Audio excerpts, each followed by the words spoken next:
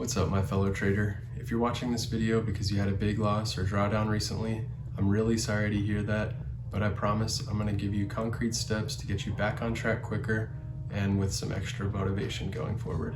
Taking a big loss definitely sucks, and I feel your pain. I've been there several times before. The market has kicked my ass around the block a few times, but each time I come back faster and stronger for the tips that I'm about to share with you.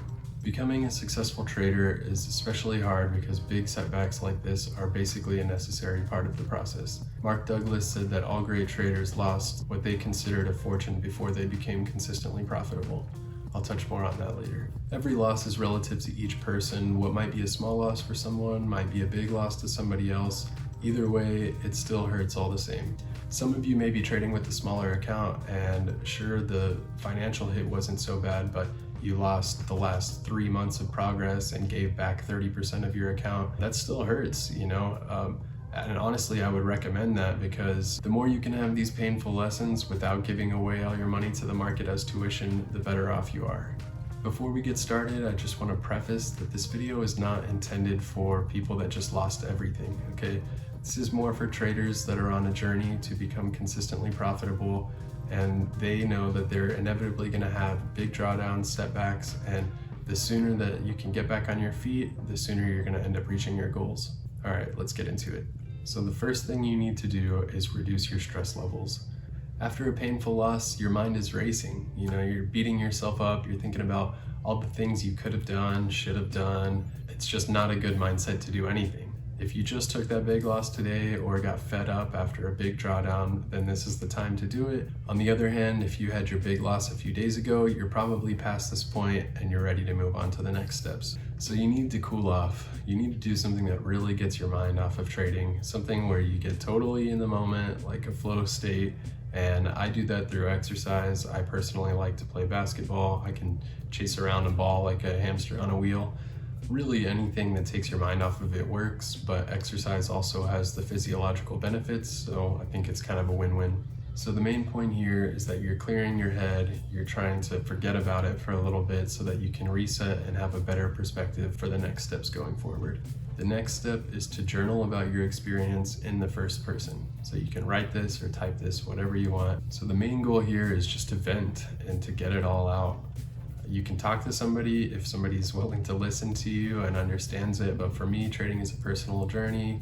Not many people know like the technical side of trading, and so I just use a journal and that seems to work for me. So I would recommend walking through the entire trade, and you want to also vent out the emotional frustration. This is the time to feel the regret or be ashamed of the decisions you made, but there's no point in just beating yourself up and ruminating for hours, getting yourself down in the dumps, okay? The main idea here is just to figure out what decisions you made that put you in this bad place so that you can avoid them going forward. So this step and the next step actually come from something I learned in a book called Chatter, where it's basically like if you have a friend that just went through a traumatic experience, if they come to you for help or guidance, it's best to let them vent their frustrations first, and then after that period, to look for a cognitive solution that can help them on their path forward. So first is the emotional venting, and then comes the cognitive solution. And that's basically what we're doing here, except just journaling. So the goal of step 3 is to get that cognitive solution and to reframe the situation. But this time when you're journaling, you want to take a third person approach. You want to be speaking to yourself as if you're your best friend or the best coach that you could ask for. You want to try to reframe the situation, take a long-term mindset, or say, you may have lost a lot of money, but you still have your health, you still have the ability to keep trading, you know, the world's not over, you still have all this experience. Whatever you can say, you know, that reframes things and cheers you up a little bit. But the important part of this step is to acknowledge where things went wrong and figure out how you can place rules to never make these mistakes again. So what's the mistake you made or several mistakes, and what are the rules that you can put in place to never let that happen again? For everybody, it's going to be different based on your strategy. I wrote a few examples down, like, the main one being not taking a loss just because you thought you were so right, or you kept moving your stop down, and as the stock kept going lower, it was like the sunk cost fallacy, where now you've already you're already this deep in the hole, you might as well see it through, and but those are not good excuses. You need to figure out how to avoid this kind of behavior in trading if you want to be successful. If you don't like hard stops because you're afraid of being ticked out by the penny, I understand, but there are still ways to avoid this. You can break up your stop into multiple pieces, like 2 or 4, or you could have a hard stop at a lower level where you're sure the trade is wrong, and then use a mental stop where you want. But if you're doing this, you need to make sure to have your position size adjusted for the hard stop level so that you're not going to lose more than you want. This means that you're going to have a smaller position size than you normally would, but it may be a blessing in disguise because it'll cause you to react a little more rationally. Another example might be overtrading. So only trade a certain amount of tickers per day or a certain amount of time per day. Another might be giving back profits. So maybe whenever you have winners, you feel like this stock is going to keep working for you, so you keep trying to add back on dips, and then whenever you had a good profit, you ended up giving too much back. So in this case, you could make a max profit drawdown limit. Another might be revenge trading or being a sore loser. So you could set a max loss per day or a max loss per ticker, but these are just some examples of how you may have made a mistake and how you can actually put concrete rules in place. And following these rules is a whole nother story. Maybe I can do a video on that, but the point is, how do you get out of your own way? The 4th step is to start learning again, become a student of the market again, put on your growth mindset. Every time I have a big setback, it seems like the final part of me digging myself out of that hole is to get inspired again.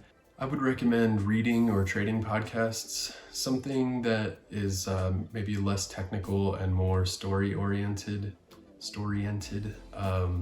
It helps me when I learn about traders like Jesse Livermore or Nicholas Darvas. They have some good books that they share like their life story more, and relating to that really helps me get my confidence back.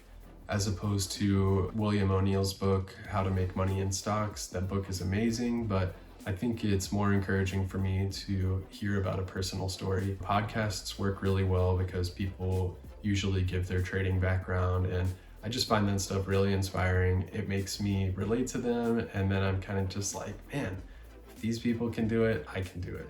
So to summarize, the first step is to clear your head. De-stress, detach from the experience as quickly as you can. There's no reason to beat yourself up if you're not going to be proactive about it. The goal of step 2 is to let it all out. Relive the experience, vent out the emotions, and be sure to spit out the problems that got you into that mess. Also, you're journaling in a first person, so you're saying, I did blah, blah, blah. The point of step 3 is to be your best coach. You want to reframe the situation as positively as you can, and you want to come away with cognitive solutions so that you never repeat those mistakes again. And remember, you're journaling to yourself in the third person here, so you're going to say things like, you let it fall below your stop loss, and you add it instead of cutting it. Step 4 is simply just to get inspired again. So you got to understand that losing is part of the journey. It's going to be a volatile road to success, and the more you can embrace the growth mindset and the long-term vision, the better off you're going to be. So that's the basic idea. This is something that I've developed over time from all my setbacks, and recently I refined it and shared it with somebody else, and now I'm sharing it with you in hopes that it helps. And I want to mention a few more things before I wrap up this video. So first, I've always had my biggest losses after my biggest successes, and I've heard this from a lot of other traders too. Basically, every time I got more confident or every time I added more size to my account, I would immediately have one of the biggest drawdowns that I ever had. So the point here is just to be cautious. Don't go sizing up your account too fast. Don't assume that just because you had your one large setback that's all it's going to take and it's smooth sailing from here. But as I mentioned earlier in the video, the more you can get these lessons out of the way with a smaller account, the better off you're going to be in the future. And by the way, if your big loss or drawdown was due to a technical issue, I am so sorry. I feel for you. This has happened to me before, and it's really frustrating because there's not much that you can really do about it. It wasn't a mistake that you made like knowingly. It's usually some dumb accident or something you forgot about. It's still helpful to take the approach that I outlined in this video, but you know, you don't really learn the same kind of lesson. Definitely want to figure out the cognitive solution there to avoid that ever happening again, but yeah, it's just not really the same thing. I would also advise not to trade the same ticker. I would just avoid trading that ticker for a little while. You don't want to make it about revenge trading or trying to make back the money you lost. Sometimes our personalities just don't seem to mesh well with a stock or an entire sector, and that's okay. There are so many tickers out there, so don't make it personal and try to prove something. Like, there's nothing to prove. Just try to move on and do the right things. And as I mentioned at the beginning of the video, something that Mark Douglas said is that all great traders have lost what they considered a fortune before they became consistently profitable. I don't think that it's absolutely necessary, but for most people, the idea is that you're not gonna make a massive behavioral shift unless you have a setback like this. So that's where you can try to reframe it as a victory. You know, this really hurts, but it's given you the motivation to change your ways and not let this happen again. And now you're one less big lesson away from getting closer to your goal. And this is kind of hinting at something that I learned from Mark Minervini in his mindset book. So he calls this the Endowed progress effect. And I've got a little quote he mentions where people are asking him, like, how did you continue to persevere all these years? And he said, some people look at 6 years of not getting to their goal as a failure and feel like success is never going to happen. They lose faith and they quit. I took the opposite view. I looked at every year as 1 year closer to my goal. Each day that passed made me even more convinced that if I quit, I'd miss out on the success that was right around the corner. The more time that went by, the more I thought to myself, I must be getting close. So I think this is a great mental approach to take. Having this longer term mindset, focusing on the process, all of these things will help you get to where you want. So now you can be excited going forward. I would track these rules. So if you made it a full day or each trade without breaking these rules, then you should pat yourself on the back. This builds some consistency and confidence, helps you make it a habit, and that way it's like deeply ingrained in your brain, and hopefully you'll never do this again. That's about it for this video. If there's anything else that I missed that helps you out, I'd love to hear about it in the comments, or I'm sure there are others that would too. Also, let me know if you enjoyed these tips or if there's any topics you'd like me to cover in the future. If you've made it this far, thank you very much. I'd really appreciate it if you liked the video and considered subscribing. It could really help my channel out and encourage me to make more videos going forward. To be totally honest, it kind of annoys me when YouTubers are like 15 seconds into a video and ask if I can like and subscribe, and I'm like, I haven't even seen your video yet. So I made sure to put it at the end at least. That's it for this video. I'll see you next time, and good luck on your future trades.